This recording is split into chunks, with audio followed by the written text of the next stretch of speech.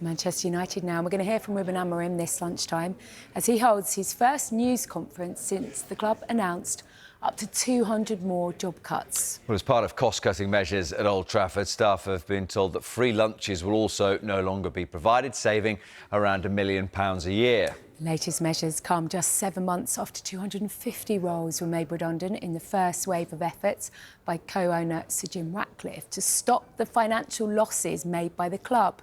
Staff were informed of the redundancies in a meeting with Chief Executive Omar Berradi yesterday. The news comes a week after the club's latest financial results showed they were more than £1 billion in debt and had paid more than £1 billion in interest since the Glazers' leverage buyout in 2005. If you talk about Manchester United, you have to talk about the ownership model.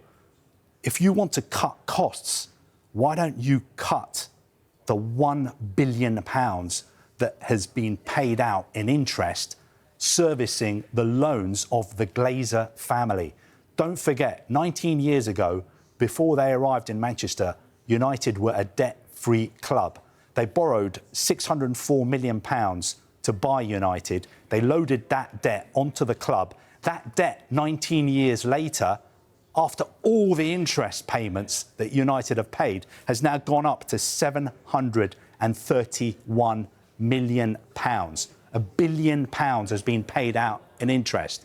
This is unique to Manchester United. No other club has this ownership model. This ownership model, leveraged buyouts at this level, are not allowed in football anymore.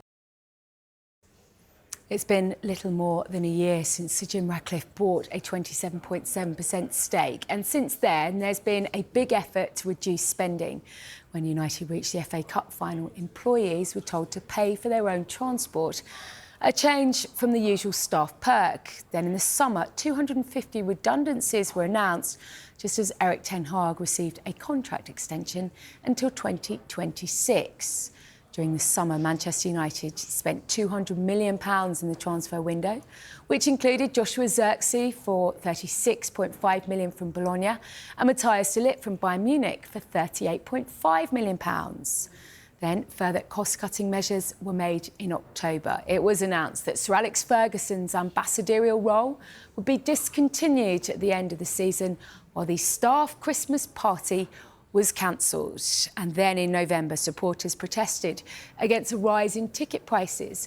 Tickets were increased to £66 with no concessions for children or seniors. And now this, the latest round of redundancies were announced yesterday as the club continued to restructure with up to 200 more jobs cut and an end to free staff lunches. The devil is in the detail here. To read then that the only staff really now getting free lunches are the players. I mean, you know, the sort of kind of the harsh breakdown there is that's 3 weeks wages for Casemiro if you're going to kind of, you know, tot up the 1 million sort of kind of cost saved across the year. It brings it into stark context. You know, they are going to be offered fruit, they are going to be offered soup and some bread. But apart from that, they're doing away with the free lunches. I just can't see how making these decisions contributes to the winning culture they want, the culture of togetherness they want, as well as the sense of a proper football club. When A, the savings pale next to the amount of money going out on players that they will have to spend, so it does feel like a false economy. And B, the way kind of the drip, and it's not really a drip, there's a flood of stories now like this now, just contribute to the erosion of what is, I mean, it's supposed to be still a community club. That's always been, as much as trophies and glory, what United has been famous for, and at least given the kind of the spirit and culture of youth products from the area and all of this. And it's a grim story, this, and it's a grim that one of England's great football clubs is in this situation. The image that they're portraying is absolutely shocking. You know, it does take me back, I have to say, when all the stories, the nicey stories about how amazing Jim Ratcliffe was going to be when he took over Manchester United. You know, honestly, we had weeks and weeks of it saying what a visionary he was and fantastic businessman. Well, I'm sorry, he might be a good businessman, but at the moment, he's just making cut after cut after cut.